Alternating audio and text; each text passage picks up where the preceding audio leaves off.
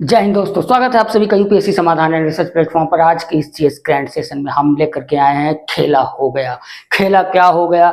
चीन चिल्लाता रहा कि तिब्बत को लेकर के अमेरिका किसी तरीके के कोई कानून को ना बनाए, इस कानून को पारित ना करे।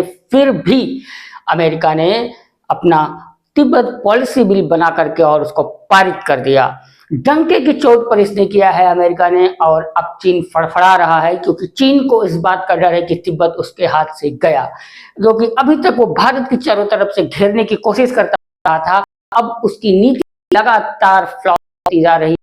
एक तरफ अगर वो घेरने की कोशिश करता है तो दूसरी तरफ से डिप्लोमेटिकली मोदी जी उसको घेर ही लेते हैं। ये समझते हैं आज के इस जीएस ग्रैंड सेशन में क्या है पूरा का पूरा मामला, और किस तरीके से अमेरिका ने तिब्बत पॉलिसी बिल को पारित कर दिया है।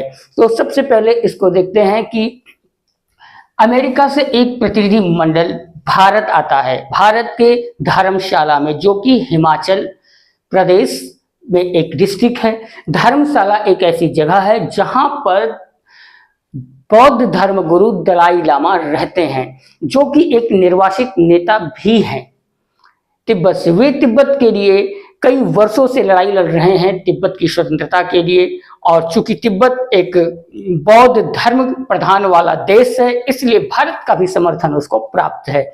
तो क्या होता है कि अमेरिका का एक प्रतिनिधि मंडल धर्मशाला हिमाचल प्रदेश आता है। वहां पे उस मंडल में, प्रतिनिधि मंडल में, पूर्व अमेरिकी सदन नैन्सी पेलोसी भी होती हैं। धर्मशाला में वे आकर के दलाई लामा से मिलते हैं। दलाई लामा से मिलने के बाद में क्या होता है कि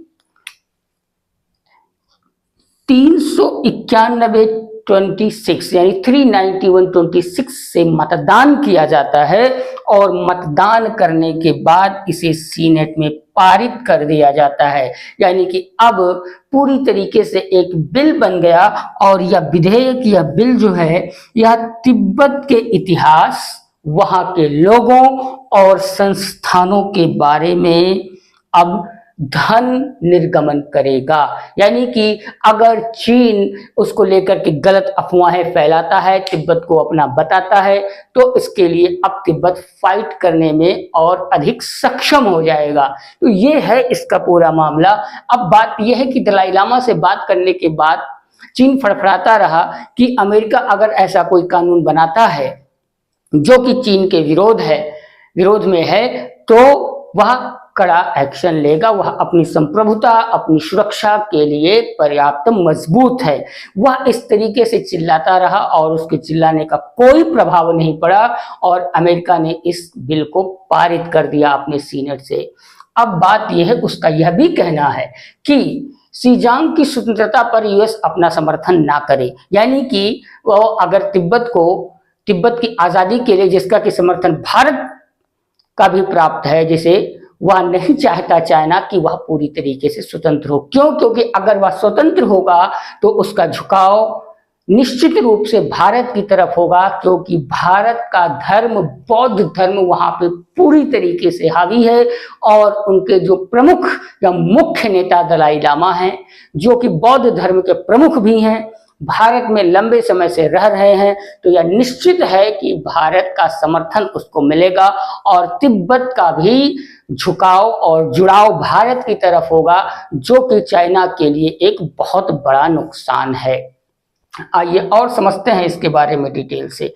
अब चाइना क्या कहता है कि अमेरिका इस मामले में कोई हस्तक्षेप ना करे, क्योंकि चाइना को इस बात से अब डर पूरी तरीके से लगने लगा है। तो अब यहाँ पर क्या है कि यह बिल क्या करेगा कि तिब्बत को मजबूती देगा, धन का निर्देशन करेगा, और अमेरिकी नीति ये बताएगा कि तिब्बत जो है वह न केवल चीन की सरकार द्वारा परिभाषित एक तिब्बत स्वायत्त क्षेत्र है, बल्कि वह यह भी बताएगा कि गांसू, किंगहई, सिचुआन और यूनान प्रांतों के तिब्बती क्षेत्र, जिसको कि चाइना लंबे समय से अपना कहता आ रहा है, उसको भी अब यह बिल और अमेरिका की नीति संदर्भित करेगी। यानी कि अब पूरी तरीके से चाइना को एक बहुत बड़ा झटका लग गया है। क्यों? क्योंकि चाइना और भारत की अगर आप देखें तो वास्तव में कोई लड़ाई नहीं रही है। कोई ऐसा बड़ा कारण नहीं रहा है कि भारत और चाइना का लड़ाई हो, लेकिन जो जमीन खोर नीति है चाइना की, वह उस चक्कर में अपने माया जाल में वह फंस गया है और ऐसे बहुत सारे जगहों पर वह फंसता जा रहा है, वियतनाम की ओर से, इंडोनेशिया की ओर से, फिलीपींस की ओर से, और अब ये एक नया तिब्बत का मामला आया। तो इस तरीके से चाइना को बहुत बड़ा झटका है अमेरिका ने। अब अमेरिका ने चूंकि ये अपने मन से नहीं किया, इसमें इनडायरेक्ट रोल भारत का भी है।